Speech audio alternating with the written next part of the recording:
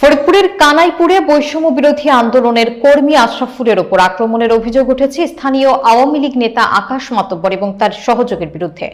গুরুতর আহত অবস্থায় আশরাফুল বর্তমানে ফরিদপুর মেডিকেল কলেজ হাসপাতালে চিকিৎসাধীন রয়েছেন। বিস্তারিত থাকছে সাজ্জাদ মিয়ার প্রতিবেদনে। মঙ্গলবার বিকেলে বাসার সামনে লোকজনের সমাগম দেখে সেখানে উপস্থিত হন আশরাফুল।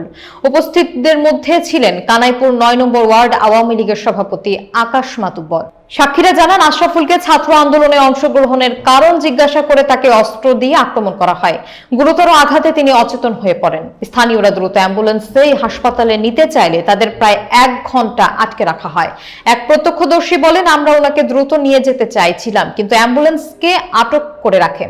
পরে অনেক চেষ্টার পর হাসপাতালে নিয়ে যায়। বর্তমানে আশরাফুলের অবস্থা আশঙ্কাজনক বলে চিকিৎসকরা জানিয়েছেন। সাংবাদিক সাজ্জাদ হোসেন বলেন, আশরাফুল ও তার পরিবার মামলা করার বিষয়ে দ্বিধায় রয়েছে। তাদের আশঙ্কা প্রশাসন কোনো পদক্ষেপ নেবে কিনা। এ বিষয়ে প্রশাসনের পক্ষ থেকে এখনো আনুষ্ঠানিক বক্তব্য পাওয়া যায়নি।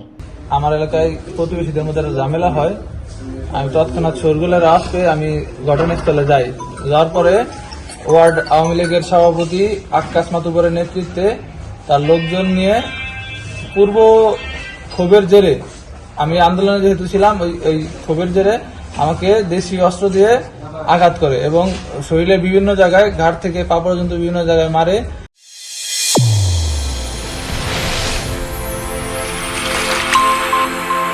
চ্যানেল A1 হৃদয়ের স্পন্দন।